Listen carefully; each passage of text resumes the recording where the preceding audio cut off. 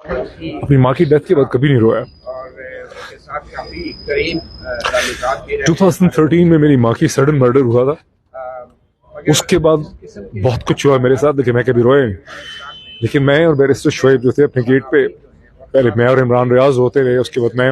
अस्सलाम वालेकुम जी, जेके पॉइंट से जहांगीर खान आपकी खिदमत में हाजिर है। इस वक्त पूरी कौम सदमे में है। शॉकिंग न्यूज थी रात गए जब खबर आई तो किसी को यकीन नहीं आ रहा था। अरशद शरीफ साहब के इंतहाई करीबी साथी मोहित पीरजादा साहब हमारे साथ मौजूद है। इनसे बात करते हैं, इनसे पूछते हैं कि जब इनको खबर मिली तो इनका उस पर क्या रिएक्शन था। जी मोहित पीरजादा साहब। कोई सुबह 3 बजे के बाद मैं काम कर रहा था अपना, तो 3 बजे के करीब मैंने टेक्स्ट मैसेज देखा। हसन असलम शाद एक वकील हैं, पार्टनर हैं एक लॉ फर्म में ओमान में। उनका मुझे टेक्स्ट था कि मुझे ये अरशद शरीफ की खबर क्या है, मतलब is this true? So I had no information और मैंने पूछा कि क्या है। मेरे ज़हन में था कि अरशद शरीफ में वापस आ रहा है, शायद दोबारा गिरफ्तार हो गए होंगे, बिकॉज मुझे पता था सॉरी कि उन्होंने एक पिटिशन डाली हुई थी 27 अक्टूबर में लगनी थी इस्लामाबाद हाई कोर्ट में, ताकि उनको बेल मिले ट्रांजिटरी, वो वापस आना चाहते थे। मैंने ये भी सुना था कि वो शायद बोल टेलीविजन उन्होंने ज्वाइन कर लिया, तो मैंने सोचा शायद गिरफ्तारी हो गई है। तो मैंने कहा क्या खबर है। उस पर उन्होंने मुझे ट्वीट 1-2 लोगों के भेजे जिसमें था कि अरशद भाई शहीद हो गए हैं, अरशद शहीद हो गए हैं। I was shocked. उसमें मेहर बुखारी का ट्वीट था। मैंने जब वो थ्रेड में गया ट्विटर पे, तो मैंने वहां देखा कि न सिर्फ मेहर बुखारी का ट्वीट था, बल्कि वहाँ का इमरान रियाज खान का ट्वीट था। तो चूंकि इमरान का नंबर मेरे पास था, मैंने इमरान रियाज को कॉल करना शुरू कर दिया। पहले उन्होंने कॉल नहीं उठाई, उनकी कॉल बिजी मुझे मिल रही थी।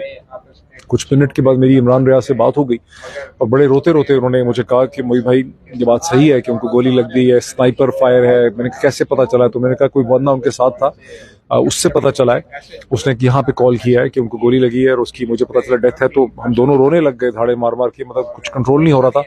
तो मैंने कहा कि यार आई होप कि ये गलत होगा, may be he is injured, जख्मी हुआ। उसने कहा मैं भी यही दुआ कर रहा हूँ, मैं निकल रहा हूँ, I am coming to Islamabad, और अल्लाह करे कि मैं भी यही दुआ करता हूँ कि जख्मी हुआ हो, जिंदा हो, उसकी खबर मिले। फिर यही हमारी बात हुई। उसके बाद जब मुझे पता चला तो मैं ट्विटर पे गया, तो मैंने देखा बहुत से लोग कंफर्म कर रहे थे। इतने में मैंने ये सोच के, चूंकि बैरिस्टर शोएब रज़ाक उनके वकील थे, मुझे पता था, उन्हीं से मुझे पता चला था कि 27 को उनकी यहाँ एक एप्लीकेशन लगी है। तो मैंने उस वक्त सुबह के कोई 3:30 साढ़े 3 बजे के टाइम पे मैंने फिर देखा, मैंने बैरिस्टर शोएब को कॉल किया। ये सोए पड़े थे, इनकी बड़ी सोई भी आवाज़ थी। मैंने इनको पूछा, मैंने कहा कि आपको पता है कि ये हो गया? तो ही वाज शॉक्ड और उन्होंने मुझे कहा कि क्या कह रहे हो? मैंने कहा बिल्कुल ऐसा ही है। वो भी रोने लग गए। उन्होंने कहा कि यार मैं अभी तुम्हारे पास आता हूँ, तो हम उसके घर चलते हैं। तो थोड़ी देर के बाद ये मेरे घर पहुंच गए और मैंने इनको गेट पे रिसीव किया और हमने गले लग के, मैं को अपनी माँ की डेथ के बाद कभी नहीं रोया। 2013 में मेरी माँ की सडन मर्डर हुआ था। उसके बाद बहुत कुछ हुआ मेरे साथ, लेकिन मैं कभी रोया नहीं। लेकिन मैं और बैरिस्टर शोएब जो थे अपने गेट पे, पहले मैं और इमरान रियाज रोते रहे, उसके बाद मैं और बैरिस्टर शोएब जो है हम रोते रहे।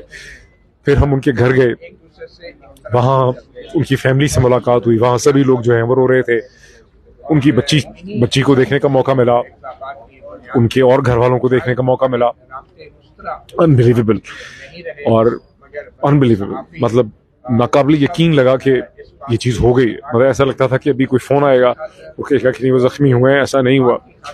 लेकिन उनकी मदर को देखा, बहुत ही वो कंट्रोल में थी। उन्होंने कहा कि बेटो, वहाँ शहर आफरीदी भी थे, वहाँ बहुत से लोग थे मीडिया के, और शेल शॉक्ड। और उनकी वालिदा जो थी वो मसलसल कह रही थी कि मैंने तो उसको इसलिए जाने दिया था कि मैं समझती थी कि उसकी ज़िंदगी महफूज होगी, उसको यहाँ ख़तरा था।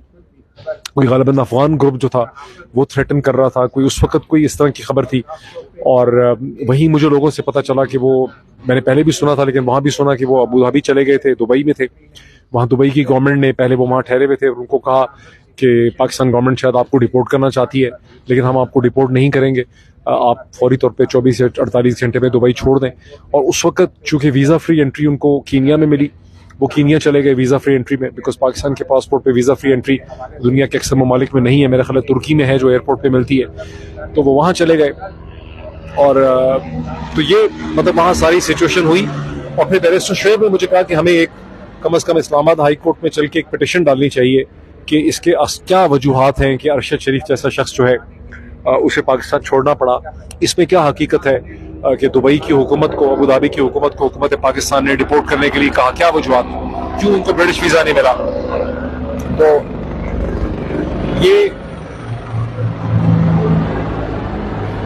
तो यही मकसद है जिसमें चीफ जस्टिस ऑनरेबल आतर मिनल्ला के सामने हम पेश हुए। बैरिस्टर शुएब रज़ाक साहब ने अपनी पिटिशन दी है और उनके सामने एक मुख्तसर बात हुई है जिसमें the chief justice was shell shocked